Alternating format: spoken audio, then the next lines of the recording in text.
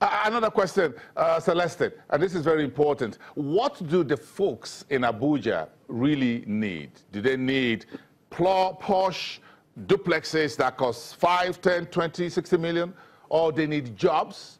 Or they need to trade? Or they need industries? What do you folks really need? Okay, we have different categories of people who are resident in the FCT here. You have people who are calling to this, who are into core civil service work, those who are into business enterprise. So we need to begin to disaggregate this person, this data, and say, look, for people in the civil service, what are their challenges? One, they need houses, affordable houses where they can live in the FCT here. For those who are in business, they need infrastructure to support their businesses. They need things that will support their enterprise. So when we understand what percentage are in the civil service, what percentage are in the business sector, we can begin to craft programs that will address them. And now you see something also. There is a trend happening for like 3, 4, 5 years now. The Abuja Environmental Protection Board has been trying to take street traders off the streets in the FCT here. And in the last 2, 3 years, which we have reviewed also, they have increased their enforcement activity in the FCT so much so that they are spending over 100 million every year or annually to chase street traders off the street. But I know New York to some extent, and I know that there are street traders in New York, even in DC. So we have engaged them and said, look, rather than chase these street traders off the street, why not provide them clusters where they can operate from, clusters where you will tax them from, clusters where they can run their businesses from. And I told also we have the Industrial Development Center in the FCT here that have not gotten any investment in the last 5 years on the minimum. Why not develop that Industrial Development Center and say, okay, look, you know what, we want to target on being able to service the ICT sector in Nigeria. We want to build a hub in that area where people go to learn how to produce minor, little things, little accessories that work with the phone, so we don't import some of these things. So that study has not been done. So as it stands, the economy is as it's driving itself. Nothing is driving nothing is purposely driving the economy in the FCT here. However, engaged Abuja Enterprise Agency, as Abbas had earlier said, and said, look, why not have a plan that says, look, you know what, we want to develop people who are into ICT in the FCT alone. That's what we want to do. So you begin to draw a plan that speaks to developing the ICT sector in Nigeria. That has not been done.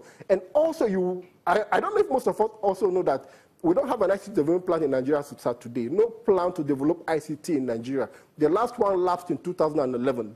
It ran from 2008 to 2011. From then till now, we have no plan. There's no articulated plan on how we want to develop ICT in Nigeria. So what you have is a few number of private organizations doing the best they can do to develop ICT in Nigeria. So we need to be able to say, look, what can work in the FCT so here? If we know that there's going to be more houses coming up in the FCT, can we incentivize a good number of people to set up new production factory, door production factory, key production factory in the FCT here, give them land? In terms of agric, I will tell you, the bulk of the land have been allocated in the FCT for agriculture in the last 10, 15, or 20 years. I've gone to people who call political farmers, people who don't want to plant anything, just take this land, and they do next to nothing with the land.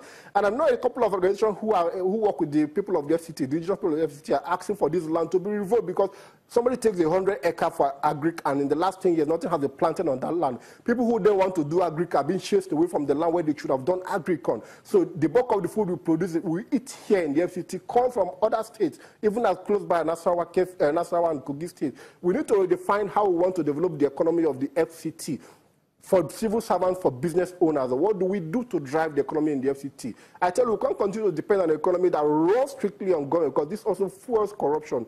The economy here needs to be studied. For civil servants, they need houses. What kind of houses do they need? Small houses.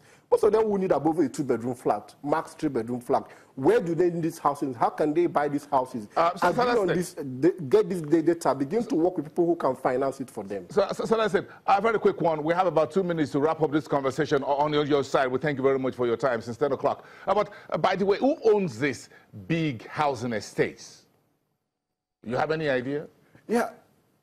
A good number of stories have been going around town. You see a housing estate of, say, 20, 30 block of flat. Oh, it belongs to this former president. It's not been used. I know of one at the old CBN junction in Abuja here, about 20 or more, let's say a little above 20 units of 3-bedroom flat has not been occupied in the last 5 years that I can speak to. Oh, it belongs to an ex-president. Nothing has been done to it. These things these buildings where people put in funds, more like a money laundering venture. Oh, I can't put it in a bank, I can't put it in a business. The next thing is to build houses. So it belongs to people who have somewhere or the other gotten their hands deep into the public team, into the Commonwealth of the Nigerian government, and because they don't have any business background, they don't know what to do in terms of setting up a business. The next thing they do is to build houses in hopes that people will buy the house. And I tell you of a why. Of a truth, some while back people were buying these houses. So you have somebody just bought a 20-unit of 2-bedroom flat, puts it for rent, nothing happened. But I know of one close to the house, to the place where I live, over 60 units of building, Sigma apartment in Kubwa by the Army Estate. Nobody has lived in over 60% of the building 4 years after. The people are not interested. So I want to think these are not buildings that were done on investment. People did not do it as they are investing. They did it from public funds they got from public till, from the Commonwealth, and nothing else they know to do with it else than to build houses. And it's also affecting the economy because the lands upon which these houses are built are lands upon which we would have built cheaper houses for people to live in. The cost of living in a 2-bedroom flat anywhere in the FCT here is high. Anywhere, when I say anywhere, it means even if you go to Lugbe, the satellite town, it's still high because that is where people should have gone to if they feel they can't stay in the town. But when the cost is high, it also adds to the cost of doing business. It adds to the cost of living. And people transfer it one way or the other to the activity that they do. So a civil servant who has to pay so high to rent a 2-bedroom flat in Kubwa also comes to work, and he wants to get the money back from anybody who comes to do business in that organization. So we need to begin to address the question of, and we have said they should do a census for housing in the FCT. Look at these houses, and government should take a drastic action.